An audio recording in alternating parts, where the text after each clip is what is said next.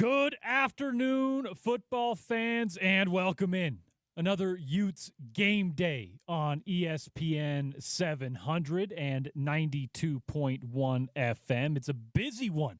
It's kind of a double Utes game day. Of course, our hoops coverage over on our country station, Hank FM, in case you want to get the updates there with our friend Tyson Ewing and Sean Mooney. But today, no, it's college football playoff implications, Big 12 title race implications, all of the above when Utah meets Baylor at McLane Stadium in Waco. The 13th ranked Utes looking to stay perfect against Baylor in the series history. They are 2-0 so far.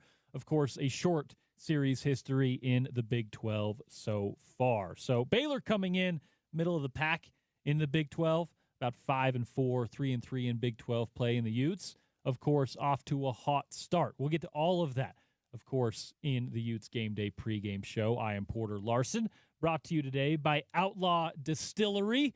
We'll get to them a little bit later on in the show. Check in with our guy Tyler. Trevor Reilly will stop by later on. Zach Moss will stop by later on. I think our guy Darrell Mack will be in studio with us. Of course, James Peterson behind the glass engineering things throughout the afternoon. Bill Riley, Scott Mitchell, Stevenson Sylvester take over from Waco in about 2 hours. The Utes looking for hopes to remain alive in a Big 12 title race in the college football playoff. A lot of that is complicated, and there are some complex scenarios. We'll get to all of those above. But first, recapping what was. Of course, the Utes coming off of a bye week. But last, it was a matchup with Cincinnati where Utah got the game day demons off their back.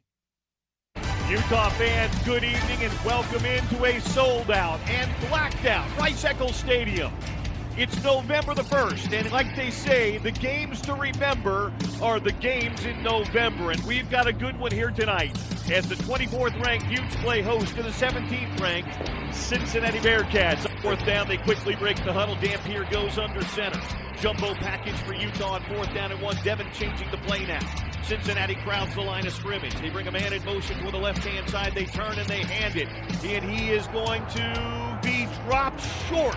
He is not going to get it. The mark on the near sideline has him short of the yardage to gain. I don't think he got it, Scott. And we'll see what the chain gang says when they bring them in from the sideline. Everybody's favorite measurement team comes in here to tell Utah whether they got a first down or not. And Utah got it by the nose of the football. They got it by the nose of the football on fourth down and one. The drive will stay alive with 11:20 to play here in the first quarter. First down, Utah.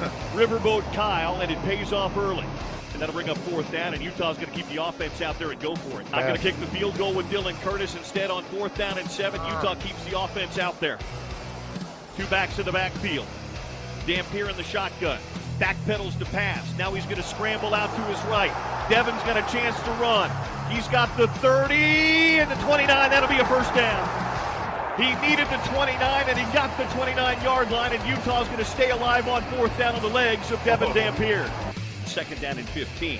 Zakari Rogers in the ball game now for Utah. And Devin's going to roll out to his right-hand side, throw down the right-hand side, complete. That's at the 10, that's at the 5, that's a touchdown! He's got his man! Brian Davis, 34 yards, and Utah strikes first on a Saturday night. Wildcat back here on third down and a yard. Devin Dampier comes in motion. Wayshawn takes it himself. He's got the 30. He's got the 25, 20, 15, 10, 5. It's a house call for Wayshawn Parker. Walker, the tailback in the ball game. They hand it to Walker. Now a play action pass. Another shot down the field. Got a receiver out there. Caught. 30, 25, and out of bounds at the Utah 20. Their big play guy, Cyrus Allen. All the way down to the Utah 20-yard line. Walker lines up in the pistol. Receivers left and right for Brendan Sorsby.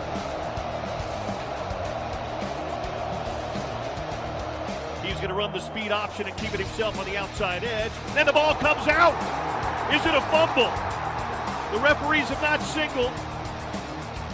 Let's see what the call is. Are they saying he's down, or did the ball come out first?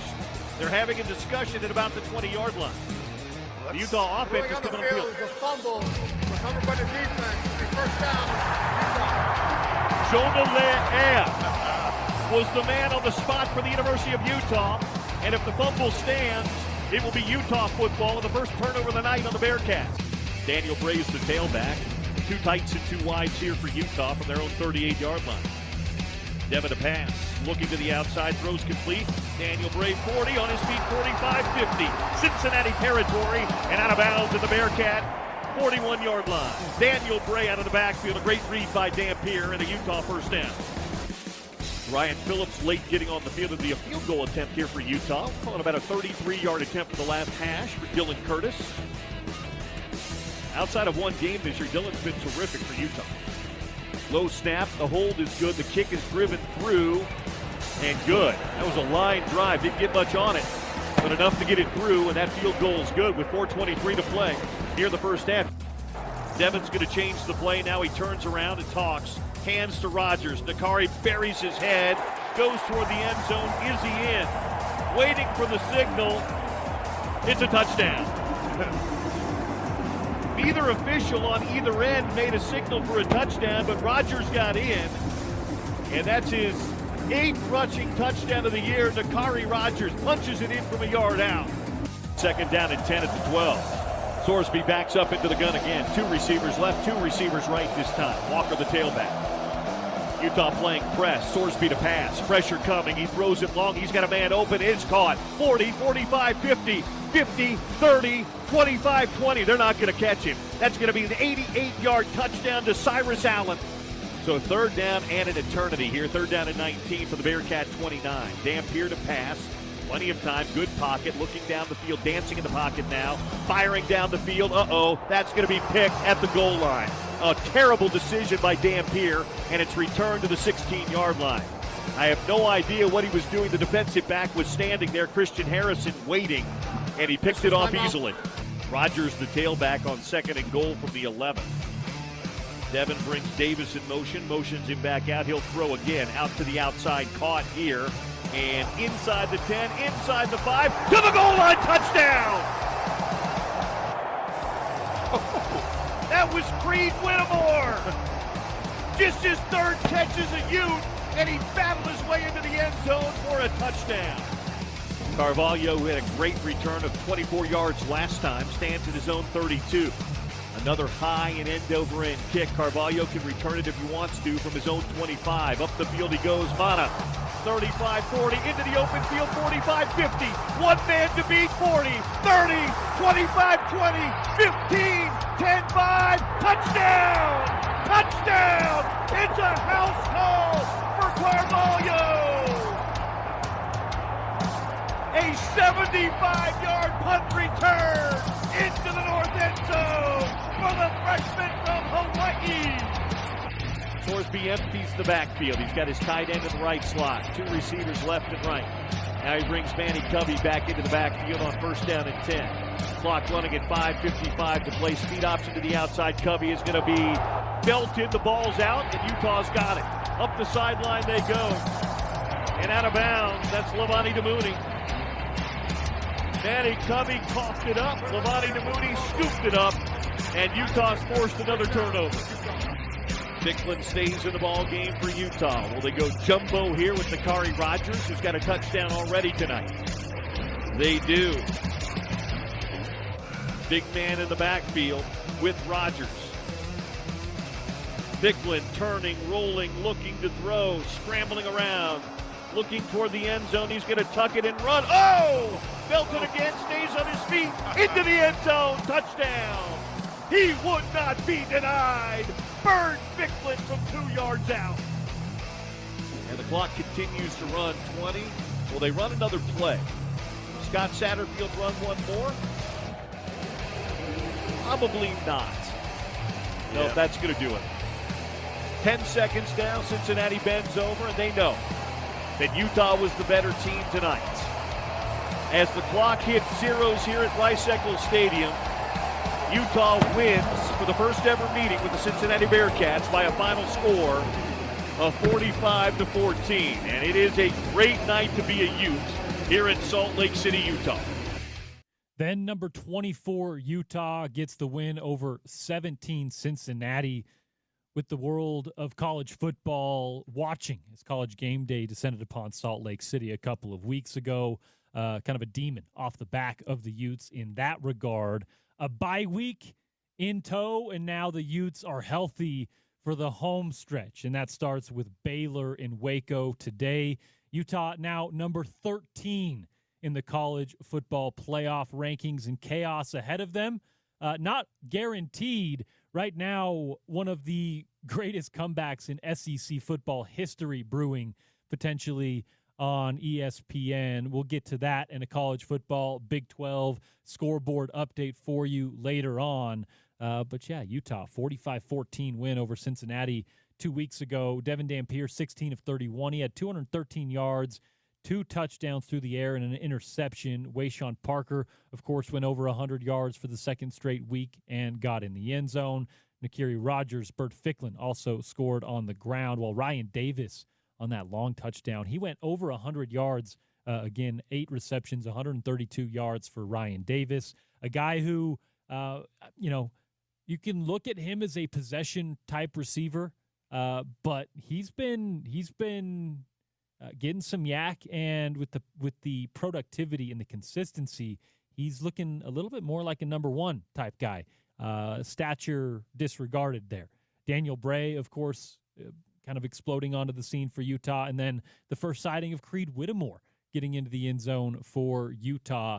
The emergence of some of those guys that I just mentioned has allowed the Smith Snowdens, the Jackson Bennies, to fill holes on the defensive side and play less reps. We'll get into all of that on the Utes Game Day pregame show, the matchup with Baylor, the season so far, and, of course, the college football playoff and Big 12 implications across the country this Saturday. The Utes Game Day pregame show brought to you by Outlaw Distillery, the official spirits provider of our VIP ESPN 700 tailgates at each home game this Utah football season. Amazing drinks like their honey bourbon, the vodka, the spice rum, their coffee rum, and the new barrel-proof bourbon. They've got bottles there at the distillery, so stop by Outlaw Distillery. Stop by any of your Utah liquor stores, and, of course, stop by Sound Warehouse, who brings you those highlights this week for tickets to our VIP tailgate, where you can get some Outlaw Distillery as well. Of course, outlawdistillery.com. I am Porter Larsen. That guy across from me, Trevor Reilly. We're going to be back on the other side, recapping that Cincinnati game, looking ahead to this Baylor matchup, and Trevor talking a little college football playoff and Big 12 championship implications. We'll do it on the other side on a Utes Game Day, ESPN 700, 92.1 FM.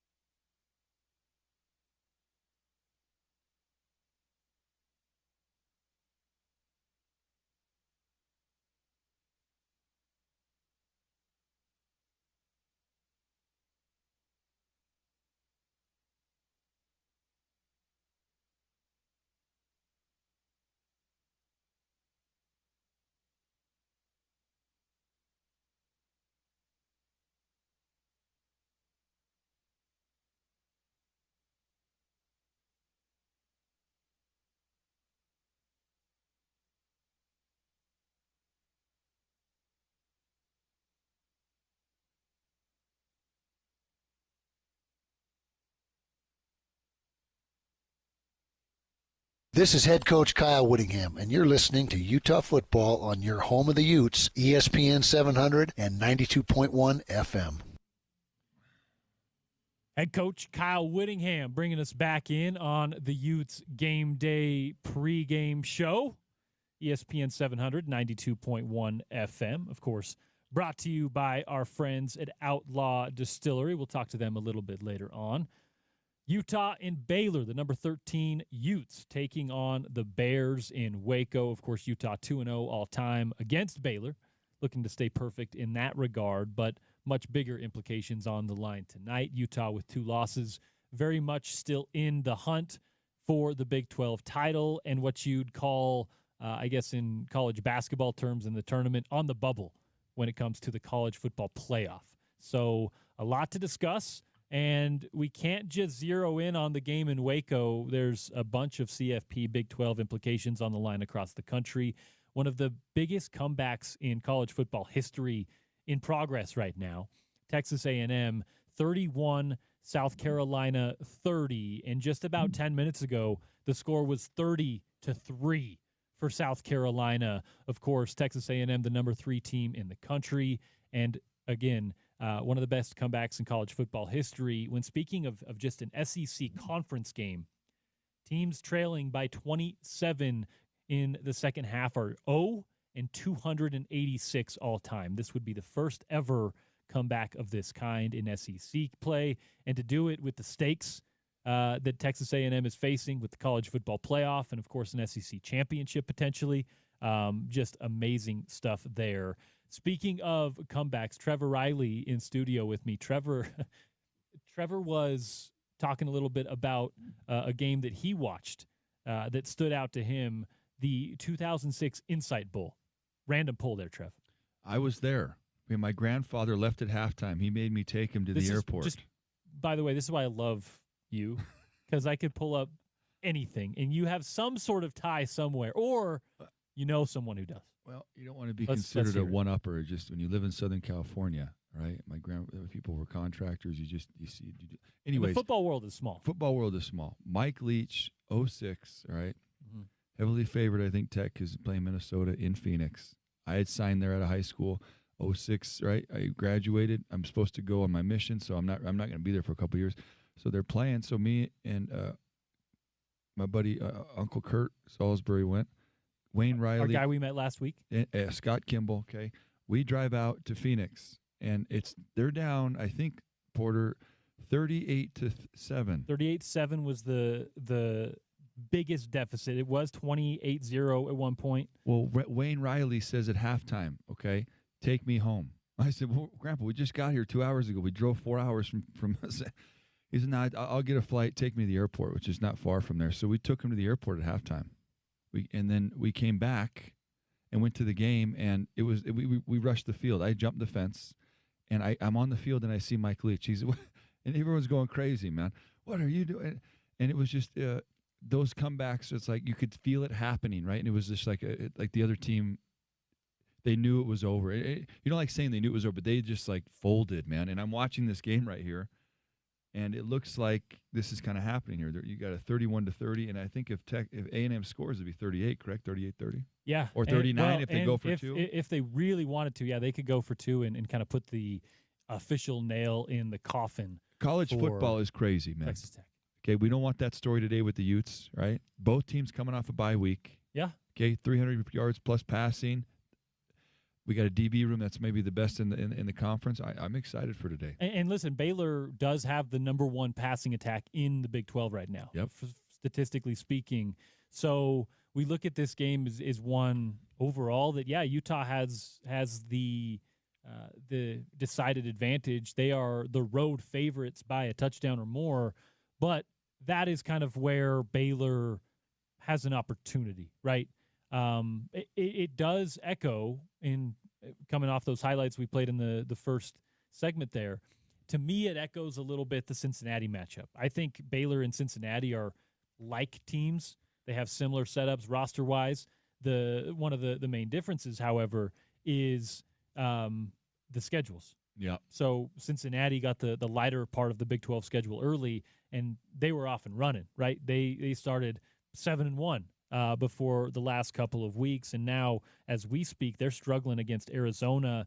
They're trying to shut it down there, but they're what's the score there? It's 24-30. They're losing to Arizona. So kind of seeing that as we speak. I think Baylor is kind of a similar team to Cincinnati with kind of inverse schedules, and that's why you see what you've seen so far. So like you said, Trevor, college football is crazy. You see it right now. You see it in this A&M game right now. Navy in South Florida, who you got to give them their proper respect. Those teams both only have 2 losses and could be conference champions. They could be college football playoff contenders. They're locked in a 41-36 battle late there. Navy, the home team on ESPN2. So you just look around for a host with a little bit of ADD. Saturdays like this are crazy because they are. What screen do I watch? What are we looking at? Of course, we are focused on Utah and Baylor, the number 13 Utes, and the Bears. Trevor, you got to have quite a bit of experience either scouting or just looking at Dave Aranda defenses, teams that he has coached. Interestingly enough, this Baylor team, not known for their defense. It's really their quarterback who is keeping them in a lot of football games right now. What is it that is so uncharacteristic of what you kind of expect out of a Dave Aranda coach team here? Well, I always go to salaries. I bet you they're spending money on offensive players, right? That's an old school Art Briles program, right? Yeah. He's the one that revived that from the dead. They were dead, all right? They were nothing before Art Briles. And they're running that type of offense now. I'd like to see where they're spending their money, all right? Texas Tech said we're spending money on the defensive line, and now we're seeing the number 1 defensive line in the country. To go back to your point about Cincinnati and Baylor, and I call those front-runner programs, meaning they don't have size, right? They can beat you in a shootout. There you go, since you just lost. Final. Front-runners, right? In Utah, we used to be this type of team, right? We'd have no depth.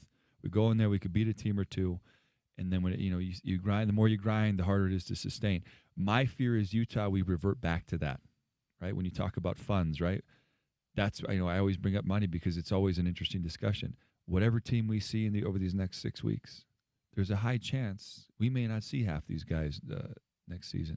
So as I'm looking at Baylor, I'm seeing a team that has a quarterback who's fantastic and nothing else around him. Maybe a couple of receivers in there. It is kind of Sawyer Robertson's game to. That's a G5 program. That's how they're built, though. You get what I'm saying? Yeah. Utah State, they pay 2 players there, 2 quarterbacks. When you watch their offense outside of Sawyer Robertson and tight end named Michael Trigg, who we're familiar with from USC and otherwise. No one really pops off the screen, right? Yeah, and the reason I say that to give Dave his respect, he's a defensive coach. He used to call the defense. He may still call it. He's a 3-3-5 Rocky Long guy. He's an LSU guy. This is a very, very serious coach. And when you see this, when I see these stats and I see this type of play, I can only help but think there's something's got to give there, right? That's not the program that I'm used to seeing from Dave Aranda, unless there's been a total shift in how he's doing things. It's a 180 from what we're used to.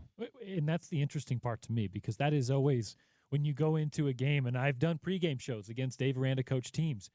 Utah was locked in just a gritty battle with them a couple years ago, where kind of full circle moment here because Nate Johnson is back in the fold. Nate Johnson was a quarterback who, we'll just be completely honest, at that point in time, was not ready to be like a starting Big 12 quarterback. He was a phenomenal athlete, is a phenomenal athlete. We're seeing that right now. But he got thrown into the fold against a Dave Aranda team, and it was just a dogfight. I don't think that's what you're going to see today, because I don't think Baylor's defense is up to the task for a dogfight. They're going to have to score points with Utah's offense. We're 95 Nebraska. That's what I'm hoping and praying. That's who we are, okay? We need to run over the rest of these squads. So, Trevor, Utah is top 10 in the country right now in both scoring offense and scoring defense. There's a lot of different stats you can point to. Efficiency, turnovers, time of possession. You can dig into the nitty-gritty all you want. You can pull up Pro Football Focus and whatever analytics you subscribe to. But ultimately, those two stats right there, scoring offense, scoring defense, Utah is 8th and 7th in the country right now. that tells a story of a really good football team who just can't beat themselves. No, and I think that's right. That's kind of the real teams. way to simplify it today. Special teams. You and I talk about playing clean games. I don't like even saying that because what is a clean game? A clean game is you don't want to have unforced errors. Limit those, right? And the turnovers are unforced errors a lot of times. You might have a tip ball or right. an act of God play, as I call it. But for the most part, if you can limit your turnovers, that's an obvious thing. But more limit those small things, right? If you continually get beat at the left tackle, but your quarterback sneaks out of there and makes a touchdown pass for a touchdown, that's not a clean touchdown, right? That's going to catch up with you. The Grim Reaper's coming, right? You're going to have to pay due, the next quarter. There'll be a sack fumble. Yes, and then you have an 2 injured. quarters down. That's right. it. So we have to be consistent, and that's why I talk about Fano, right? Fano, I called him out earlier in the season. I thought he was too goofy for a guy who's making that type of money and that type of anchor that he has. And it looks more like pass blocking, right? I just in general, you see some goofy stuff, and when you're Bill Belichick taught us this. Down the field too far, holding, or he makes the error when they put him back there for just small things where he gets out front though. No, he's the best, right? What I'm getting at is when your best players are your leaders, your odds of winning go up tremendously. That's not a quote from me. That's Bill Belichick. Well, and did you hear Kyle Whittingham in his press conference this week? He was asked the question, since Utah lost to BYU and they've been surging, right? You've been playing some of the best football in the country. What is the main point there? And he said leadership. It was our captains who really buckled down and have looked good and have played solid and played clean since then. And I think it's been a huge part of their success. And him. I guarantee you he's getting in coaches' rear ends, right? Oh, yes. He's coaching special teams again. I bet on it. He's knowing what's going on in the run game. He's getting involved. And that's what you do when you delegate, and then it's time to rein it in when you got to rein it in. Especially on a bye week. You got a little extra. Absolutely.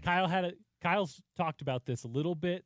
Off record, on record, coaches shows he's give you a little glimpse of bye weeks. Sometimes he uses those to correct a lot of things. There you go. Sometimes that can not be fun, but sometimes it can be really productive. So we'll see what Utah has accomplished over the bye week. Baylor, however, also the same thing. So both of these teams are pretty fresh. And how'd that work out for Colorado a couple weeks ago? You're not wrong. I think we're 95 Nebraska this year. I'm hoping and praying. Come on. Trevor Reilly in studio. Our guy Darrell Mack is going to join us as well. How about Zach Moss going to stop by on the other side? Hey, we'll talk a lot of football. Me and Darrell were doing okay. If I was starting an all-time running back room, okay, just real quick, the 6 guys I'm taking here at Utah, all right? You get 6? You get 6 backs on a roster, right? Is it 6 backs in the NIL space? I don't know. Okay, well here's what I'm taking. All those guys? Well, we won't have to say who's going to be free or not. We'll have a couple free ones. We ain't going to say who's going to be free though. Darrell, I'm taking D-Mac. Okay. Definitely Zach Moss. 100%. Ganther, yes. Okay. Booker, yes. Okay. Ty Jordan, yes. Okay, who is the 6th guy? Am I missing anybody? Matt Asiata. I was going to say maybe Matt Asiata. Ooh, Tavion. If you want Tavion during those 8 weeks, then yes. I'd like rest of it, Do you know who loved coaching Darrell Mack more than anybody? Morgan Scally. Yeah. Morgan Scally and Darrell Mack, that was his first those guys are like this. Yeah. So when you see Morgan Scally, you know what his first project was? You got Darrell Mack's academics, and you got him. I love it. So I believe in this running back room. I'm going to say this again. We need to give the ball to one. I want to see one join those 6 or 7 guys. One is like that. I think he's like that. 2 straight 100-yard games going into this week. We'll get Darrell Mack's read. We'll get Zach Moss's read on the running back room Earl Tucker. Well. I want Earl Tucker, too. I want Earl Tucker, just dog. Remembering guys I ain't going to forget Earl Tucker, dude. Back on the other side with RB1, Zach Moss. You can argue about the other guys. That record book speaks for itself. He is number 1. Number 2 on the jersey, Zach Moss joins us on the other side. It's the Utes Game Day, ESPN 700, 92.1 FM.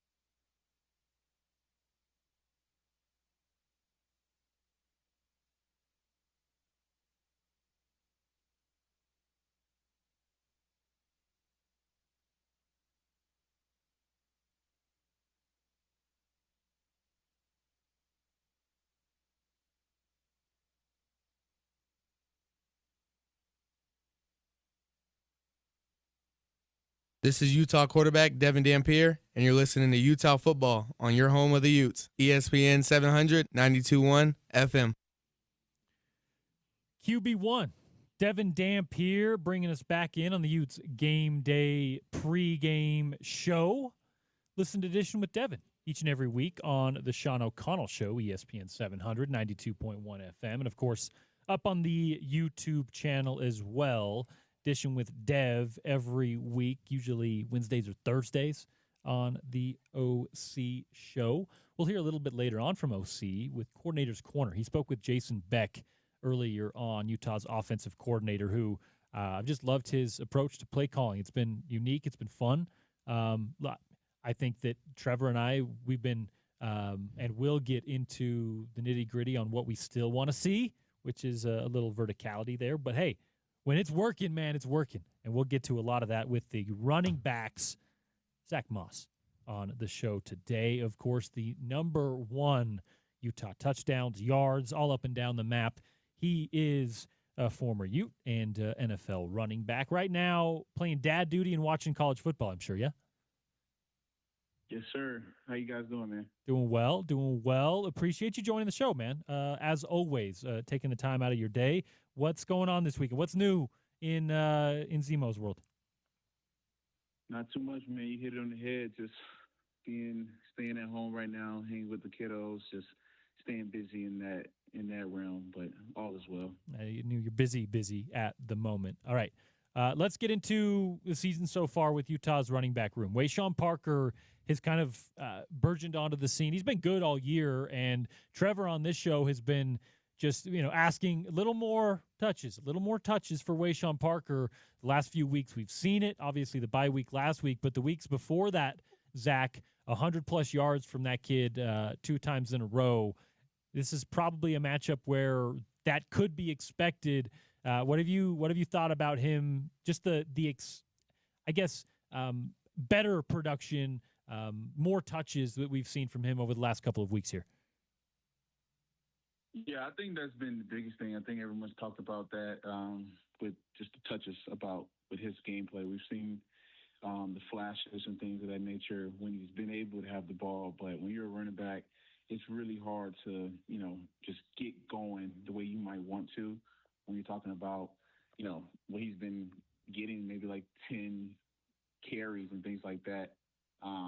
So, it's been good to see him get some more of those and really show exactly who he can be for this offense. And I think, with Beck being such a good offensive coordinator and understanding his players, those carries and those opportunities will continue to go up for him. When you look at Utah's rushing totals, Devin Dampier is really right there with Wayshawn Parker. About the same amount of carries. He's about 70 yards behind Wayshawn on the total yardage list.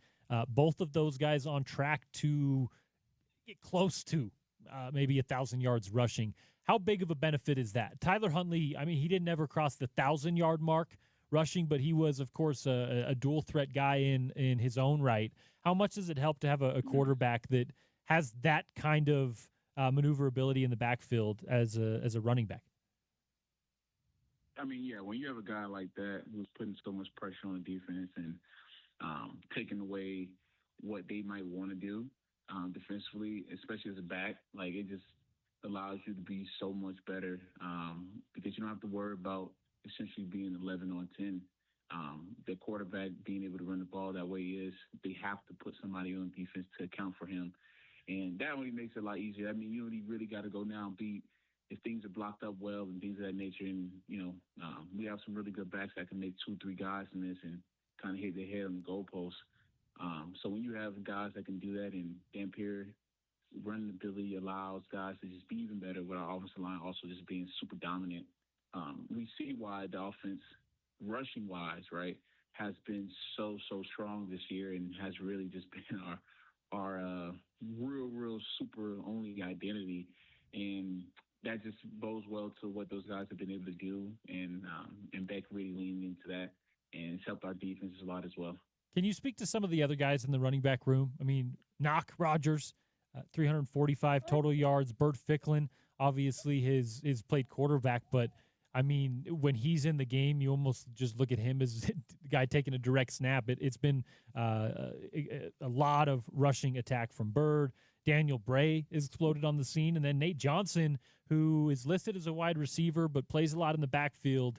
And, of course, kind of a full circle moment for him playing against Baylor in Waco, where he started as a quarterback and got a win against these Bears. Give me just a couple thoughts on some of the complementary pieces in the running back room and how it adds a different dynamic for Jason Beck's play calling.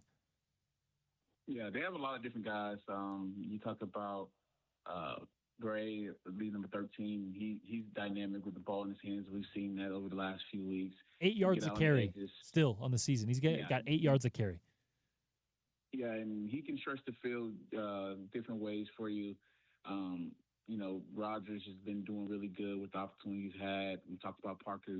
Fig, obviously, is really dynamic when he comes in with the quarterback run game that they're able to go ahead and go do now. They have a lot of different guys, and they know how to use them, which sometimes offensive coaches can struggle with that just because you have so many different people. But I think the main thing that allows that offense to go and now be able to use all these guys the right way is the offensive line, right? Like, they're so dominant. It allows the skill players now to be themselves and be versatile and take full advantage of that type of stuff. And without those guys, none of the stuff even really matters. The numbers, the stats, you can't get any of those unless you're playing with some really good dudes up in front of you. So major, shout outs to those guys. But, we have a lot of guys, and they've been able to step up, and they got to continue to do it to, hopefully get where they want to get to at the end of this season. Yeah, obviously a lot of credit to the offensive line when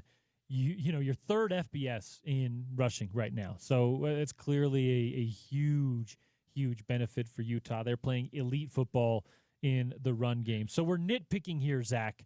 But if I could ask you, is there anything in the rush game that you maybe still want to see? Or, if we're nitpicking, something you would like to see added that maybe a play call or formation-wise? For me, for Utah, they're putting extra linemen in. They're putting defensive tackles in. They're doing all the creative stuff that I love. Is there anything that maybe they're leaving out in your eyes? No, man. I feel like they've done a lot of different things already. I mean, you've seen the jet sweeps. We've seen them be creative in that standpoint of getting touches from the jet sweep. They're able to run the ball in and out. We've seen Wildcat with Parker getting direct snaps and stuff like that. I mean, the only thing next you probably are going to look for will be, maybe some jet sweeps of backs, maybe some more Wildcat stuff in the red zone. That way you can take advantage of numbers in that aspect as well. But they've been really good in the red zone this year, so it's really haven't been any real need to get cute down there. So, from the running aspect of the football team, we have absolutely zero issues. It's the pass game that everyone kind of looks at, that we look at like, okay, man, how can we get this a little bit more explosive vertically and not just be so reliant only on being able to run the ball and our offensive line being able to be dominant, because the two times that we've not seen our offensive line be dominant, which is the two losses we have essentially in the year, right? The passing game hasn't been able to service any purpose in those losses. Zach, Trevor Reilly here. How you doing? What's up, my man? Well, just a few legends. I just want, I've been thinking about this for about 7 years now, since after the Northern Illinois game, 2018, when we had a mandate, you're going to get the ball at least 20 times, okay? What's it like mentally to get ready? We talked about Parker. I want to see Parker become a bell cow back here this last part of the season, right? I want to see 20 touches for him. In these matchups, there's no reason that can't be. No, I want to see that. Okay, and I want to ask you, Zach, what's it like to get ready for the week and mentally, and knowing I'm going to carry this rock 20 to 25 times and these guys are going to smash me in the face? What's that prep like mentally? No, I'm serious. What's it like? Like, what do you start off with Monday? What are you thinking? All right, oh shoot, how's your mind going? Well, what's that like? Walk us through what it's like to be a bell cow. Man, it's the best thing in the world. You talk about having an opportunity to go out and really show your game on every single level, right? You talk about just one being the bell cow, being the guy who's coming out of the backfield, potentially having to catch passes, being able to block, right? You really get to show your full artistry as a running back. That's the one thing you want. You don't want anything less than 15, 20 carries a week. I used to be pissed if they push 10, 12 carries a game where the work you've been able to put in and you're able to impact the game, right? Like, if you're out there and you're not having success, right, or you're missing holes and stuff like that, and you're not that player right now, but when you know you're that guy, that's what you want. So, it's no better feeling knowing that everything relies on you. One thing I learned in the league is like, man, you're playing with everybody's checks when you have that ball in your hand.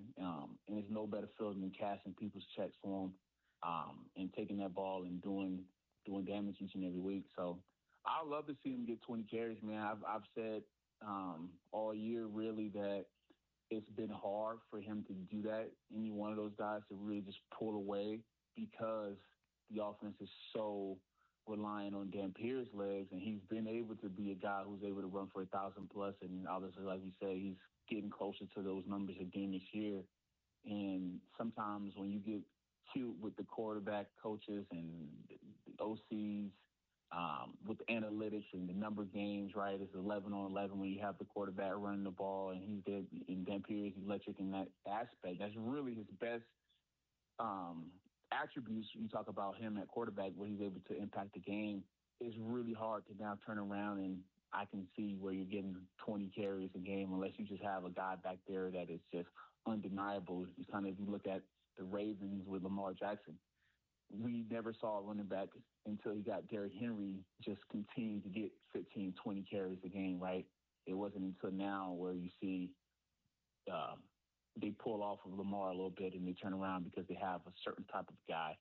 And that's just a part of the game where you fall victim to analytics sometimes. And I think all of it is about winning. So right now, as long as they continue to win with the formula that they've been able to use so far this year, I think everybody would be happy.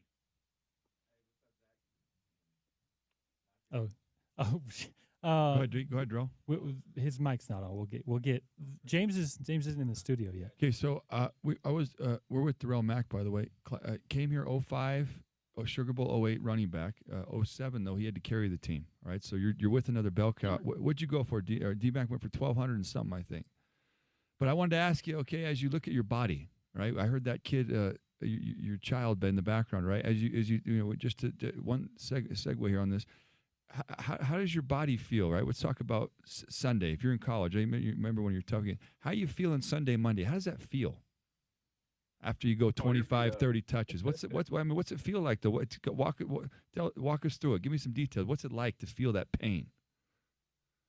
You're beat up, man. I mean, just aching. It took me usually, especially in college, not learning all the type of different rehabs I can get into and things like that in college, and what was only available to me at that time. Like, it took me play on Saturday, right? Probably wouldn't be feeling good again until about Thursday. And especially the way I played, I've always was kind of just nicked and knacked and pretty bruised and feeling stuff for a few days. So, I mean, it's part of the game, though. It's what you want. I'd rather be, bruised up, dirty jersey versus a guy who's, clean jersey and got all Sunday, all Monday to kind of just hang and chill versus being in that process. And that's, being bruised, being hurt, being injured, all those type of things, that's part of the process that makes you into the player that you ultimately end up becoming. And like I said, there's no better feeling, even though when it hurts, it hurts. Zach, do you remember the most carries you've had in a game at the college level? I want to say 30 versus Washington State my junior year, so 2018. I want to say that's the one. Yeah, I believe you're right. Would it surprise you if that wasn't even in the top 10 for Utah history? Wow. No, absolutely not. I had to beg to get 20, man, so I would only imagine. Let me just say different times. I want to say this for Zach though. We were running RPOs when they were around in 18. Remember? and they kept pulling the ball. Okay, and Coach Witt's like, "Yo, I don't care what the play call is. Hand the ball to Moss, please. Give the ball to Moss." So yeah, it was when we had man, I forget the OC's name. I can see his face, I can't remember his name. Troy Taylor. And it was just a ton. Troy Taylor, yeah. Great offensive mind. And that's sometimes what makes it tricky is when you have some coaches that are really good offensively, and the playbook is really fun and things like that, but you kind of miss the element of things that make offenses go, right? When you are able to run the ball, right, and you have someone in the backfield that can run the ball for you and be successful for you and things like that, like that opens up the whole entire playbook. And yeah, it was a rough 18 just trying to get all that situated. Carl Monroe, 45 carries in a game. John White, 42 carries in a game back in 2011. Wow. Brandon Warfield had 40 against BYU back in 2002. Carl Monroe had 39 in a game against BYU and 82. Devontae Booker had 37 carries in a game against Arizona State. That was back in 2014. Carl Monroe against UNLV in 82. Warfield, again, 36 carries against A&M in 03. Matt Asiata had a 36-carry game. John White had a couple of them, 36 and 35. And then Joe Williams against Washington had 35 carries in a game. Those are the only 35-plus carries in a game. Was Wolfman against Washington State? Was that in the snow, 42 carries? Yes, 2011. That was the game, dude. D-Mac, what do you think was the most carries you remember having in a game? Oh, man, I was in a spread offense, man. It was tough. I think like 27, maybe. 28. I had to ask Coach Witt, but, we got the job done. We had so many weapons back then, too, so, That's also part of the offense. The issue with Utah's offense today is they have so many weapons. Exactly. A bunch of them coming on from the other side of the football even, if you want to give Smith Snowden the ball. Jackson Benny out of the backfield. You've got Nate Johnson, who we've talked about in this Baylor matchup a lot. So spreading it around to all of those different options is tough. Here, most carries in a season, Zach Moss is 8th all-time with 235. Darrell Mack, 6th all-time. 253 back in 2007. So Damian Hunter, Devontae Booker, Carl Monroe, and John White, the only Utes who have had more carries in a season than these two guys here in studio. How many carries in your college career, Trevor? One. How did that go? One carry, stuffed, okay? Left guard, Jeremiah Tofaiono. I remember, that's why I'm bringing it up. Gets blown up in a PAT by Will Sutton, okay, who went to the Bears, and he tackled me for a T. I look like a bum out there, okay? Yeah, it's hard, isn't it? You can't run. It is hard, dude. It ain't for me. Oh, I love it. All right, Zach, this game, Baylor and Utah, we've got college football playoff. We've got Big 12 implications on the line. This is a Utah team who is 3rd in the country rushing the football against a Baylor defense who, even though Dave Aranda is kind of known for his defense, they have not been able to stop the run at any sort of respectable rate. Let us know, Zach. Is that kind of the MO for Utah's offense, and do you think there's anything more complicated to it than that today? No, nothing more complicated. Another bye week, so guys be really, really fresh coming off of this. No one on the injury report. Which is beautiful, and this is what you want in the back end of the year, right? The guys, they took a lot of hits to the injury bug early in the year. Now guys are comfortable in their roles and things like that this time of the year. So it's all gas, no brakes now, and obviously they can go out there and it's a chance to go impose their will again. The one thing that always travels really well when you go on the road is run game. So we have that. We have one of the best run games in skill players in the country, so I see no difference on why we won't go out there and kind of just have our way and put some people around. Yeah, 111th in the country. Baylor is against the run. They're averaging 177 yards allowed against the run so far. So for Utah, you got to think that they kind of smell blood in the water in that direction. Zach, give me an idea.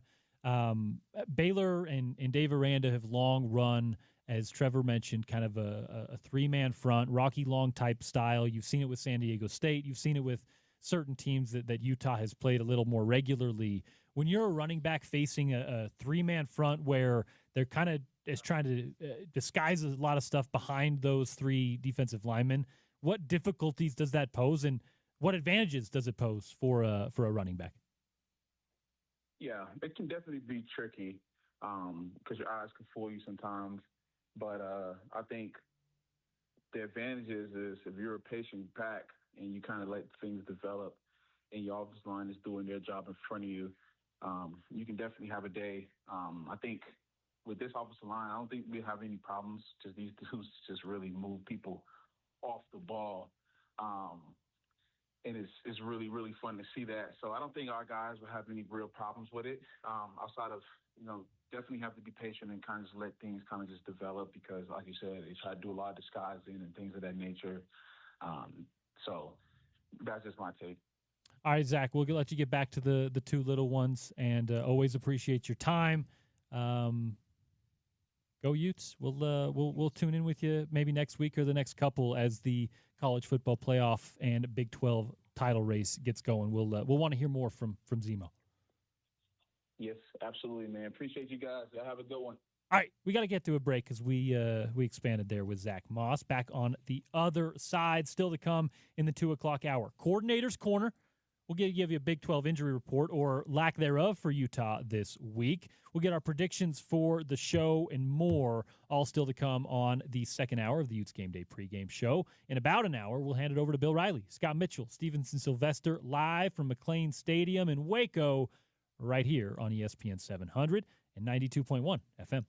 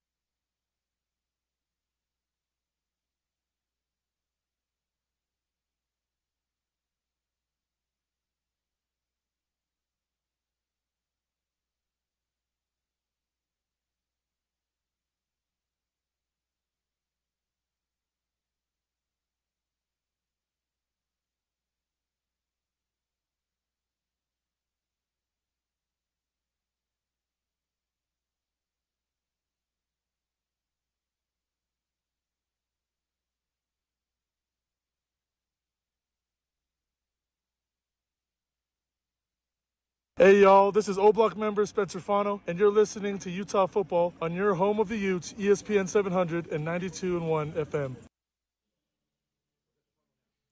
Coordinator's Corner each and every week, brought to you by our friends at America First Credit Union. You can hear it live with Sean O'Connell, or depends on the week. Sometimes we play Kyle Whittingham back, but this week, here it is, Jason Beck with OC. Calling the offensive plays at the University of Utah, Jason Beck, offensive coordinator, brought to you by our friends over at America First Credit Union. Coach Beck, welcome to the show. How are you, sir? Doing good. Good to be on with you. Always enjoy these conversations. Been looking forward to it now for a couple of weeks. You guys obviously coming off the bye week. What did you do to maximize this bye week? You know, we with the point of the season we're at, we were able to get a jump start on Baylor and get some extra practices in with them, but also be able to rest up and get guys healthy who have been banged up. So it's kind of those two things: get as fresh as possible, but also take advantage of the extra time to be as prepared as possible. It might feel like a distant memory because of how much work you have to put in on Baylor, but I hope you'll indulge me with some conversation about the Cincinnati win. Big win, demolition by your team. It felt like the Utes performed well in all three phases. Your offense incredibly productive. The run game once again just dominating the line of scrimmage, big chunk plays, consistent yardage. And Wayshawn Parker, Kyle Whittingham said, has kind of emerged, separated himself a little bit from the pack. If you go all the way back to, week one or the first time we had this conversation, is that something you thought might happen with one of your running backs when you got to this juncture in the season? Like you said, it does. The last few weeks, he's kind of started to separate, where early on it was much more interchangeable between him and Nakari and the other running backs. But, yeah, it feels like Wayshawn's just been getting stronger as the year's going on and is really doing a nice job. So we're always in that mindset, in that mode of ride the hot hand. If somebody's playing really well, just kind of getting more work, more touches. And he's been doing that the last few weeks, and it's been great to see for our offense. Also, I mean, we already had plenty of conversation about the Colorado game and the dominant run performance there, but then to see it continue against the Cincinnati team that, let's be honest, is just they're a lot tougher out. They were a higher ranked team. They've had a lot more success this year than the Buffaloes have had, and so to see your offensive line really dominate the line of scrimmage in this game as well. I mean, it's what we talked about all year, the capability of this group in particular, and it seemed like they're really firing on all cylinders. Now, you would hope that's the case, and lucky enough, they're mostly healthy. We'll get to that here in just a second. But when you watch the film back, how did your offensive line perform in this Cincinnati game? Yeah, they've really set the tone for our offense, both in how well they're playing, how physical they're playing, but also how consistently and high-performing they are. It's not week to week. You're not quite sure what you're going to get, which is kind of the case with some groups or some players.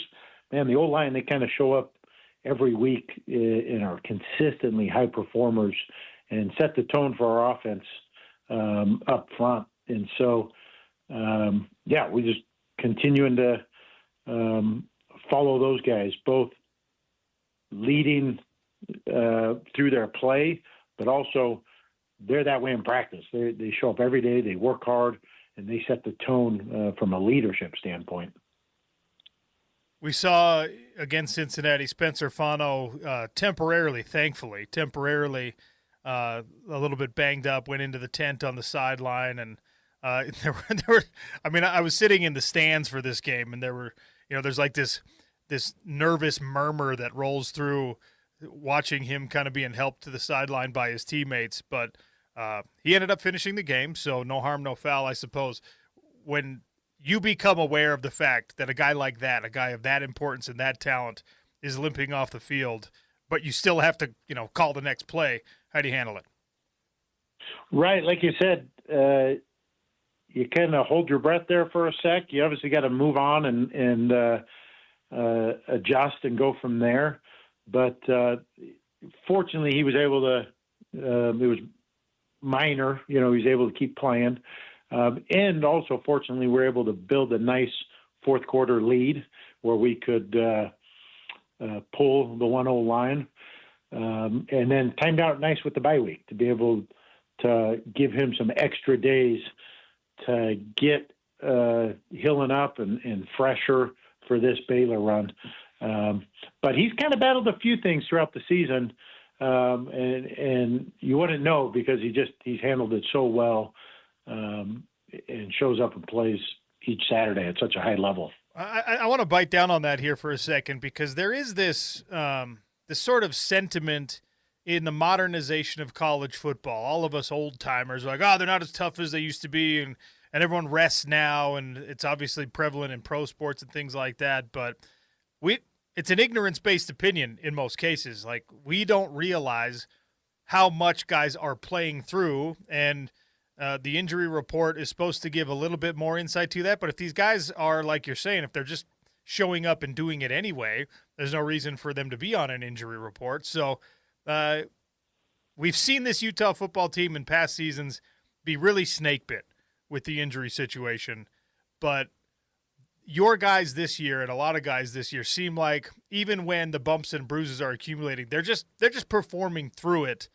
And I guess the question is, how common has that been this year where you know a guy's not 100%, but he's just going to bite down on the mouthpiece and go anyway? Yeah, I mean, that's always the case. Guys are playing with, and they're getting it out through practice in the course of the week to get ready, and they're playing on Saturdays not being at their best. And so that's more guys than not, more guys than not are in that situation of like have something really hampering them, but they're playing through it. We've had a few guys we've lost for the season, which is the part of every year.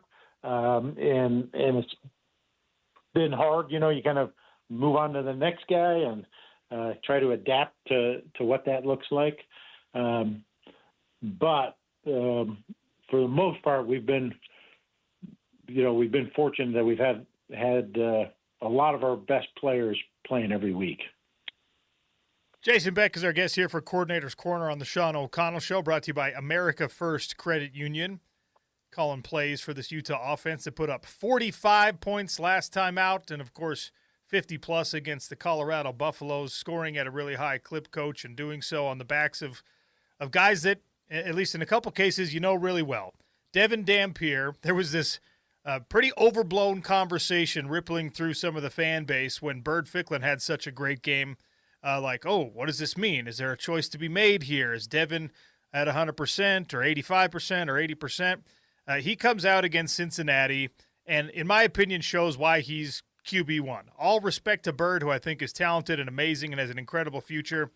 But I thought this was an important game for Devin Dampier, who I'm sure still wasn't 100%, to come out and perform and make big plays. How did he grade out against Cincinnati, and what was it like, making the call leading up to the game to make sure he's ready to go? Yeah, Devin, like you said, Bird, we really love everything he's doing and his ability and a bright future that we're really excited about. But Devin, the point he's at, he just makes great decisions at such a really high rate in the run game, in the pass game, with everything we ask him to do. And so it's kind of an ideal situation for us and for Bird to be able to be developing and to be learning from Dev, who's playing at such a high level.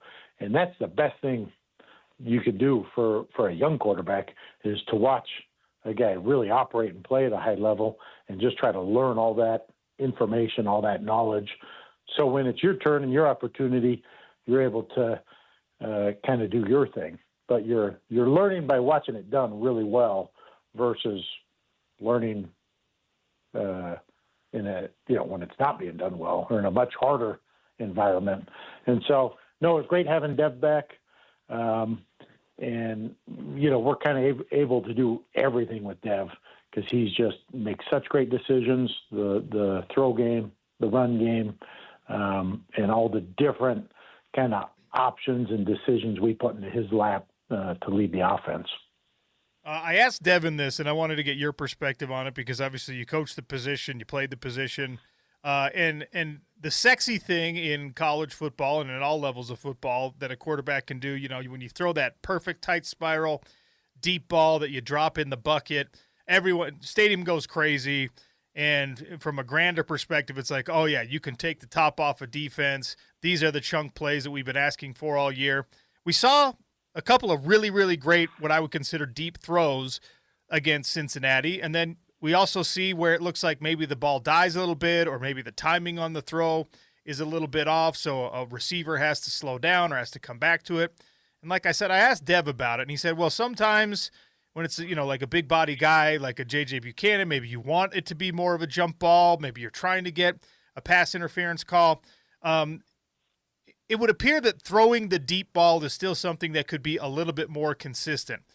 How can that happen in these final 3 games for Devin? Is it a timing thing? Is it an arm strength thing? Again, I'm getting real nitpicky here, but as everything else is going really, really well, is that something that, well, of course it is something that can improve. How can it improve? Yeah, I mean, you definitely want to be able to have that element because you'd love to be great at everything,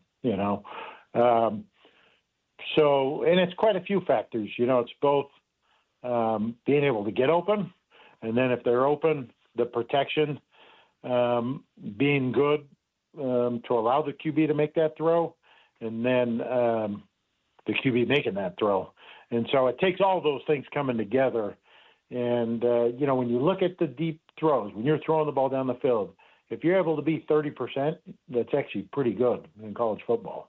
You don't count on those deep shots being 50% hits. And so that's been a weakness of our offense.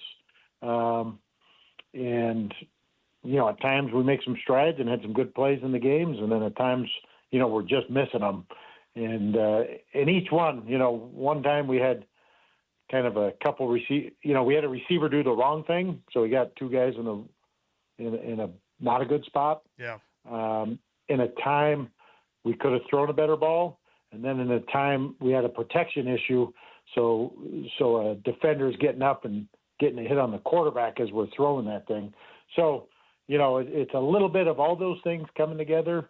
But we got to continue to take our shots when we can, and continue to try to get better at that, and make progress because it would sure help. The more you can do that, man, it just really opens up the offense for everything else.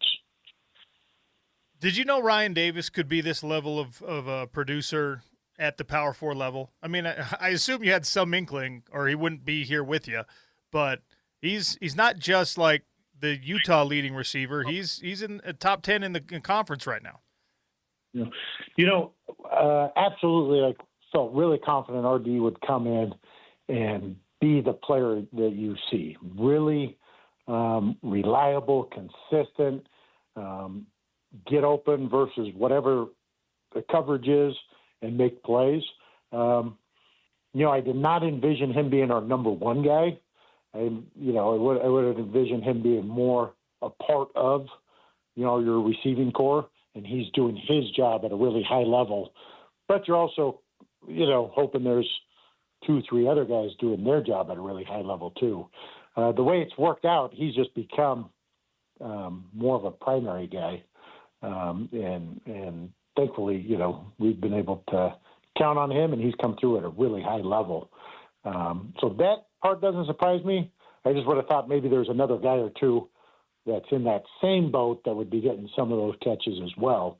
And instead, it's just meant more go to RD because he's coming through at a really high level and getting the job done at a really high level that nobody else has kind of emerged, to do that as well. I know that winning the game is the most important thing, and it became pretty apparent, by the third quarter that your Utes were going to win this game. When you get to that level, is there a situation where you're like, all right, I want to get this guy into the end zone. I want to get this particular guy who's been really showing out at practice or has had a rough road to here. I want to get this guy involved. And I'm thinking of Creed Whittemore specifically here because, Coach Witt mentioned in the press conference that, hey, this guy – we thought it was going to be a bigger impact earlier in the season. He's been battling some stuff, but he got in the end zone. His teammates were blowing up on the sideline. It felt like it was like a win, not only for him personally, but kind of for everyone that he got out there. And I know he's not the only one, but he's the example I'm using right now. Yeah, no, you'd love because you love that for Creed because he's a great kid. He works hard every day.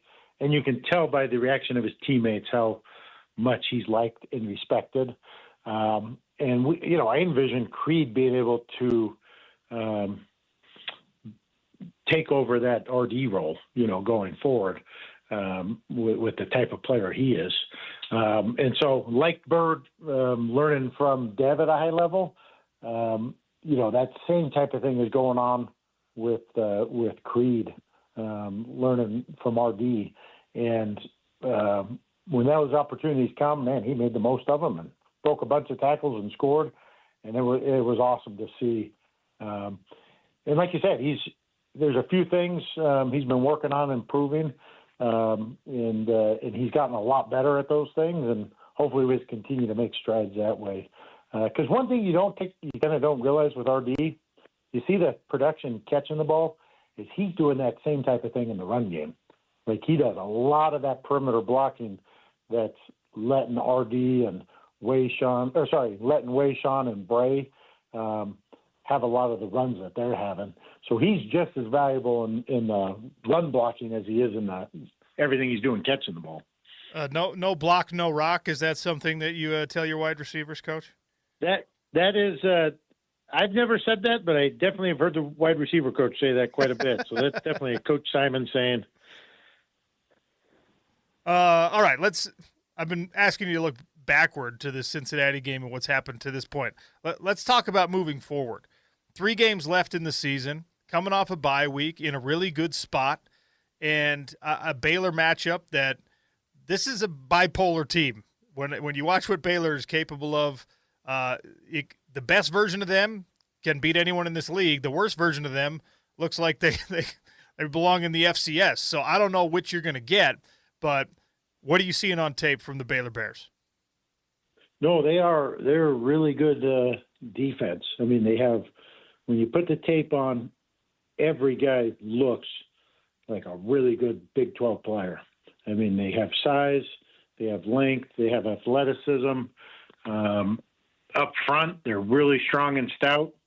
The backers can really move and cover ground and are athletic, and the secondary guys are really good cover guys. So they're a really good unit. Like you said, when you watch the tape, they can beat anybody any week. But they've been up and down, and they've lost to some good teams. So we got to be ready to play our A game because it's they have good players. They have sound scheme and structure, and you got to earn everything you get against them. How well do you know Dave Aranda? He was here in Utah for a while, obviously, and there's a lot of connections, coaching staff to coaching staff. How well do you know Coach Aranda? I don't know him well at all. Quite a few of the defensive guys I've worked with over the years are, I know, close to him because they're in that same tree and scheme and those things. So I know of them, but I don't know them well at all. We have 2 sets of college football playoff rankings right now, and I know you're focused on the game-by-game and the week-by-week, but you also can't ignore what's happening in the landscape of college football, and the committee so far has shown a lot of respect to the Big 12 Conference and specifically a lot of respect to Utah. Right now ranked 13th for the second straight week, kind of right on the outside of that playoff picture looking in. It feels like as difficult a path as there is to the conference championship game, there still might be a path in some scenarios to the college football playoff. I know what the players are supposed to think about it and say about it. How do you as a coaching staff process this? No, I mean, when you look at it, it's a great spot, and we just got to take care of business. And obviously, the next game is the most important game. But it's exciting because doors and opportunities are open and there, and we just got to take care of business and approach each game that way. You're 75% through your first season as the offensive coordinator at the University of Utah. Has it gone faster, slower, kind of how you thought it was going to go? I mean, I'm asking you to be reflective when that's not exactly the job for a college football coach, but you're 3/4 of the way through. Yeah, it's interesting. It's and every season's a little bit this way. In some ways, you're shocked you're going on game 10. Like, it's just flown by that fast. And then in other ways, it's like UCLA seems like it was 2 years ago. So it's both. It's flown by, and it's like a lot has happened in the course of these, going into game 10. So you kind of felt both extremes of that. Do you feel like your offense is still growing, developing, you're able to add things, or is it more like, hey, we're in a groove, everyone knows the playbook, everyone knows the meat and the potatoes, and that's what's going to win us these games? A little bit of both. I mean, I think our identity has totally emerged of who we are, where we're at. But that's been a process. That has not been just clear from day one. That's just taken time through the season. And as anything changes, that continues to adapt. And of course, you're always aware of what you're doing and how teams are defending you and what you're putting on tape to have complementary answers to. But, your identity has taken shape. And so it's a matter of really leaning into that and making that better and better and better as we go versus trying to do some other totally different, thing. Our identities emerged, and it's a matter of making that sharper, more focused, and performing better. This will be the last thing before I let you go. How close is that identity to what you thought it was going to be when you took this job, when you first started to meet your players and the other coaches on your staff? Is this how you thought it would look when that identity took shape? Not exactly. I mean, it definitely emerged through the process of how guys are playing and what you can count on and all of that. So it's definitely emerged. Big picture wise, you knew the O-line was the strength.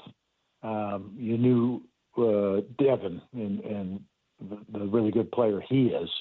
So from that standpoint, no one would be a good running team is not a surprise. But all the other things of how it's played out, that just unfolds as you're going through the process, and it happens. But so yeah, a little bit of both with that. Coach, we'll turn you loose. I always appreciate your time. Thanks for jumping on again. Yeah, absolutely. Good to be on with you. Jason Beck, offensive coordinator at the University of Utah, little coordinator's corner on ESPN 700 and 92.1 FM. You can hear that each and every week on the Sean O'Connell Show. Coordinator's Corner.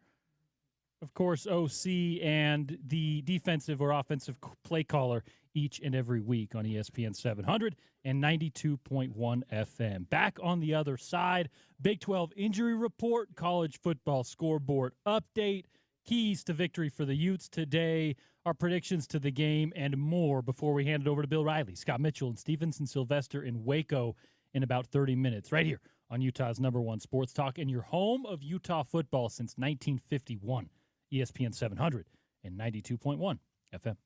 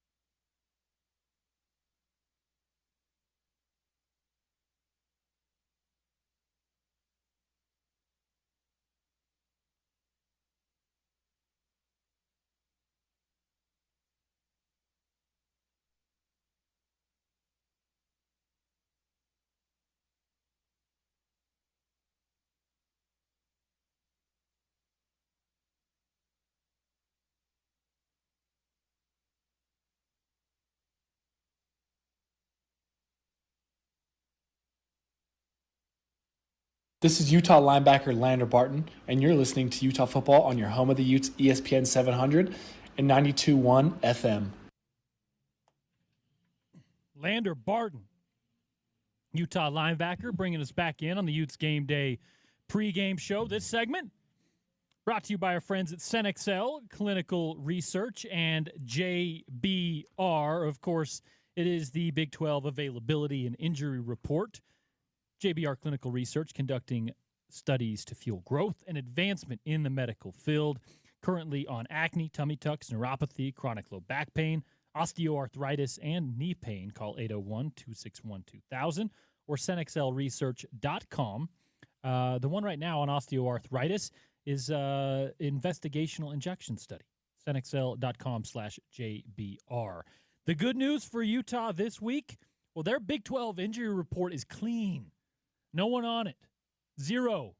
Now, to be clear, that doesn't mean there's 0 people hurt. There are, like, season-ending injuries that now technically don't have to appear on the injury report, and Kyle's not going to put them on there if he doesn't have to. As we know, he's going to toe that line exactly as minimally as he can, but healthy after the bye week. Trevor, how big is it for this team outside of course, the season enders that we already know about, and a couple in the wide receiver room and the defensive backfield? How big is it for this team to get out of the bye week and get into this home stretch, the final month of the regular season, healthy? Watch out, everybody. Okay, we're healthy. We'll run you over. Okay, Mike Tyson's my man Max, your favorite guy in the world. Okay, what's he say? Everybody's got a plan. Till they get punched in the mouth. And that's our goal. We have to be bullies on the field, all right? We need to bring back some Coach Mack, Coach Witt style of biker style, L.A. type, fight you in the face. Okay. Type of stuff, dude. Since you're wearing the leather jacket.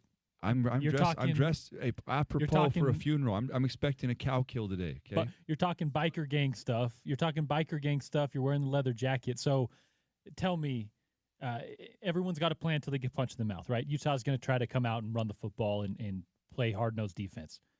What is Dave Aranda's plan? A defensive guy, 3-3, Rocky Long style defense is usually not entirely effective against some run defenses, especially between the tackles. What does he do differently today against Utah, if anything? And what have you seen him do maybe differently against Utah or run-heavy teams? They're going to blitz us, okay? And if I was them, I'd do the same. Disguise where it's coming from, though. Sure. Is that what they're going to do? That's the issue, is right. It's hard to run outside running plays against blitzing teams at a 3-3-5. Where you dice them is you fold block and you trap them. Okay. And you run them over. Usually they got smaller guys at the D tackle. That's why they run this type of thing. When they were really good, they had this big fat guy from East High School, Apu Ipu, okay? Excuse me. Siaki Ika. I said big fat guy because he shunned Utah. You should have stayed home, young fella, but he's had a great career. Went to LSU, wasted time there, then went to Anyways, the point being is that when you don't have those guys, he's a heck of a player, by the way, and his family's tremendous. When you don't have those type of guys, you end up slanting, right? You move around. I think Washington State and Hercules Mataafa year. Remember that? 2017.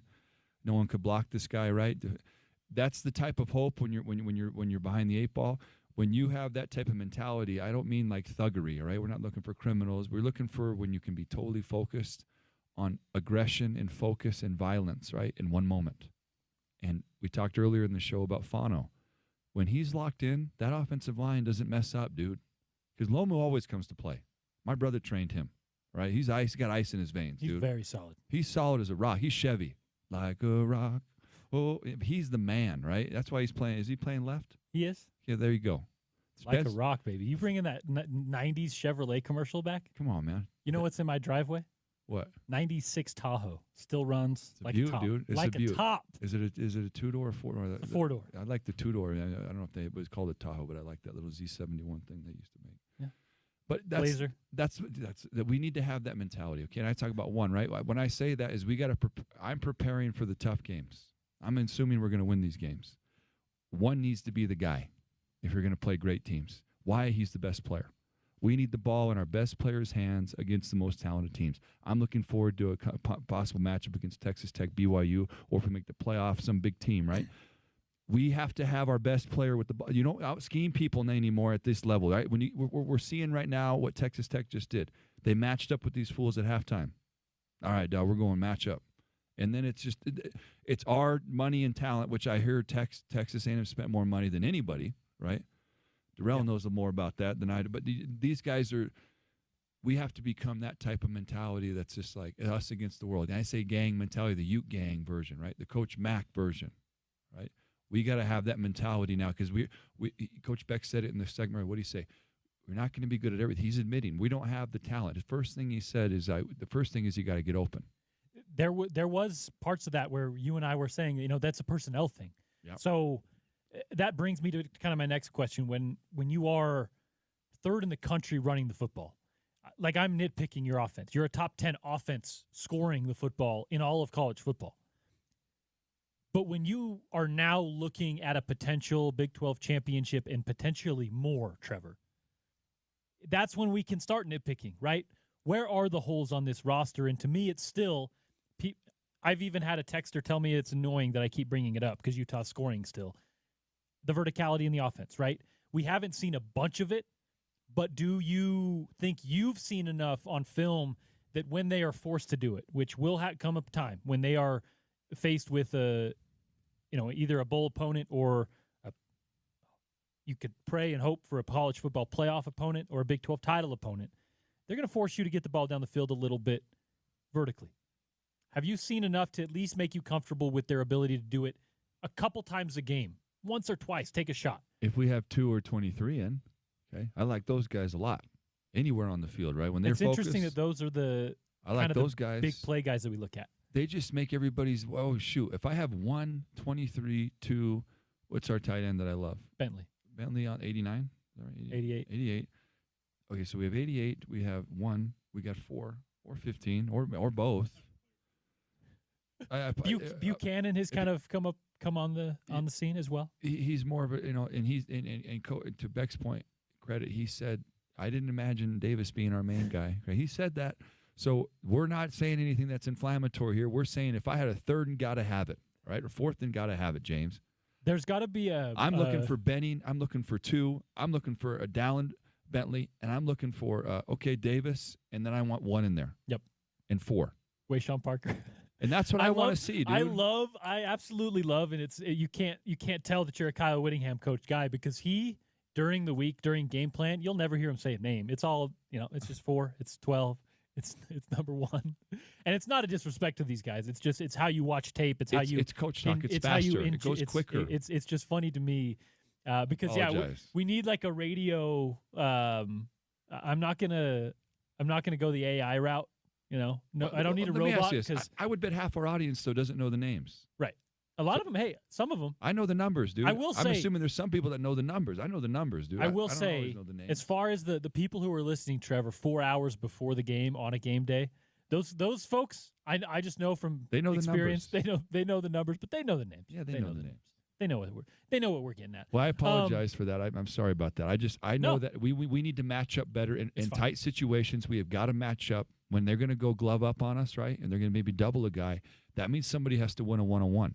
Yep. So all I'm talking about is increasing our odds of winning the one-on-ones by putting our most talented players, as per the tape we've seen this year, 23, 2, 89, 9, 1, and 4. Just to be clear, that's it. I'll clear up any roster number issues we have. I'll be glad to for Utah. It really comes down to Ryan Davis. It comes down to if Tobias Merriweather is healthy, if he can be like at all productive. He's been good at finding some openings, and his body is clearly ready for it. But he's dropping balls. He's not running good routes. On the other side, Larry Simmons for Utah, Jackson Benny, Smith Snowden. Those are the names that Trevor's referring to. And for Utah, it really is a potpourri of weapons for Jason Beck. There's a bunch of them, and they all do different things. Yep. Nate Johnson is such a unique athlete in what he can provide to your offense. Bert Ficklin brings a bunch of different looks that Devin Dampier doesn't, while Devin brings a bunch of unique looks that you don't get from other guys. It can be an issue for a play caller because it can maybe saturate your playbook. You can start wanting to do a little bit too much when your offense can just run straight up. Yeah, that's what Zach said, man. Zach was saying formation that too, man. I agree with that. But for a play caller in Jason Beck, I have liked how he's really been able to see, hey, this is what we're good at. I'm going to lean into it until someone stops it. And Utah now third in the country running the football. It's been fun. And to his credit, earlier in the season, he said, maybe we're not that. Remember, he said that. Maybe we're not that. We talked about throwing the ball. And he stuck with his guns, and he's really made this thing work. When it gets tight, right, I look at our schedule, and I'm always wary of the schedule. To me, it's a borderline group of 5 schedule. It's about the wins. We haven't beaten anybody. So that's a tough thing for any fan to admit, right? It doesn't mean our team's not good. Shoot, Vegas has us 13th, or the AP in Vegas. Vegas bets on us every week, and we're top 10 in both. I'm just saying, as we get down to these matchups, right, we got to have these plays. It's going to get tighter. To what you're kind of alluding to, the metrics love Utah, but the wins have to keep being really impressive. You can't just go beat Baylor 24-21 and then skate by against Kansas State and then go into Manhattan at Kansas, the last game of the season, a 10 a.m. kickoff, which can be a little weird. You already have 2 losses, so that's a game that you can't be down for. Even if you still get a win for Utah, unless you get into the Big 12 title game, if we're talking about the goals that they have, you have to not only win, you have to do so impressively, and you have to do so convincingly.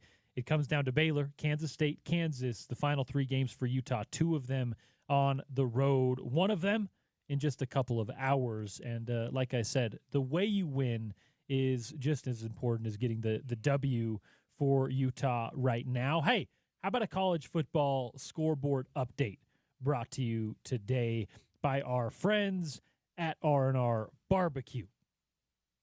Iowa up 14-7 in the second quarter against USC. Those are 2 teams probably on the outside looking in of the college football playoff. USC, however, they're a 2-loss team in the Big Ten, so they probably still at least have a shot. Georgia Tech are 16th ranked team. Sorry, I need my glasses when I do these scoreboard updates. 14-7 over Boston College. They are still in the hunt, an ACC team with 1 win. If they go through and win an ACC championship, they are very much a playoff contender. Texas Tech is up 21-2 over UCF. I love seeing a 2 up on the scoreboard. Every time I see that, it makes me smile. Alabama, they are currently down 7-16 against Oklahoma. That one's an interesting one in college football playoff land because Oklahoma with 2 losses, I mean, if you win the SEC or you find a way to win the SEC, you're in regardless. But you're also an at-large contender as long as you have those 2 losses. Right now, Alabama kind of has an opportunity to knock Oklahoma out of the Big 12 or out of the SEC race and out of the college football playoff race. But Oklahoma has a 17-7 lead right now on the 4th-ranked Crimson Tide in ACC action. Virginia 7-3 over Duke right now.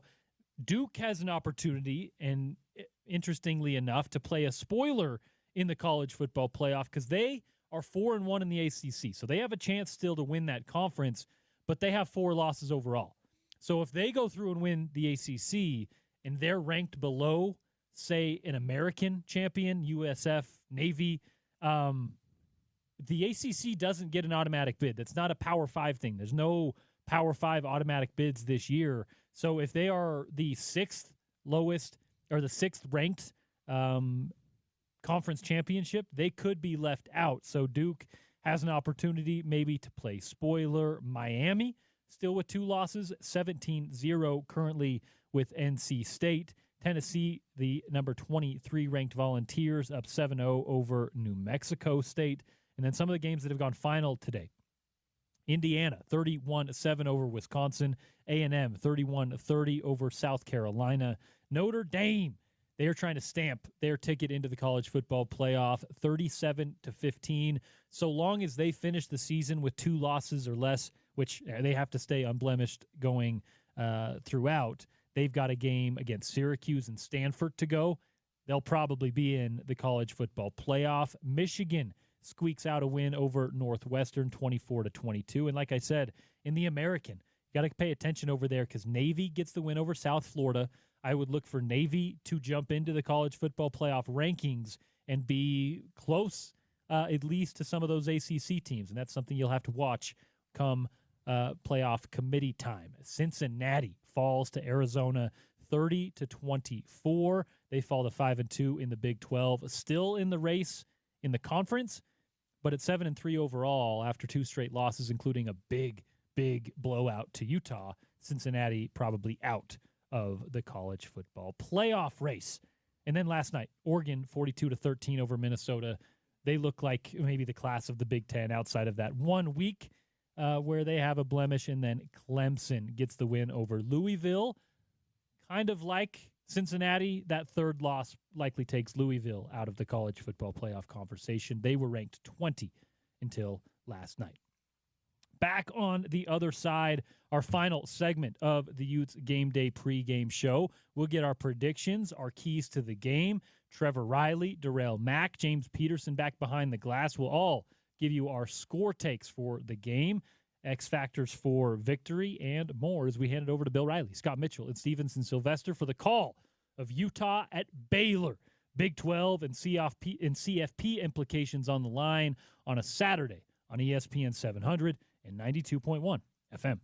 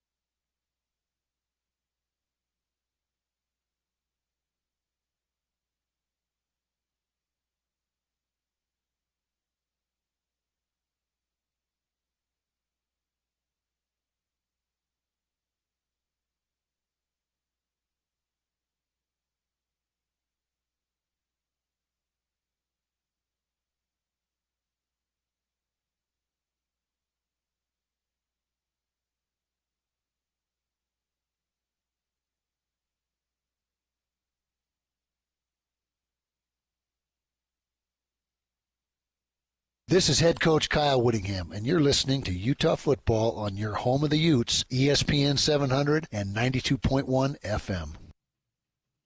The head ball coach, Kyle Whittingham, bringing us back in on the Utes Game Day pregame show. Hear from Coach Whitt each and every Monday, 11 a.m., of course, his weekly press conference. And then Tuesdays, 6 p.m., right here on ESPN 700, 92.1 FM for his Smith's Coaches Show, hosted by Bill Riley and a couple of players each and every week that Kyle is joined by. You can always listen to that in podcast form up on the website, ESPN700sports.com. Kyle Whittingham, among the winningest active head coaches in college football. Kirk Ferentz at Iowa. Of course, right now, Brian Kelly and Mike Gundy are not active. How you consider that, whether they get jobs or take jobs in this offseason. But Kyle Whittingham climbing the list of head coaches on the wins list. He passed the likes of Bob Nyland in the last couple of weeks. There's a stadium out in Tennessee with 100,000 or so that is named after that guy, and Kyle just passed him on the all-time wins list. We'll give you the updates as we go there as Kyle climbs the history books. Today, an opportunity to get another conference win against a familiar face in Dave Aranda.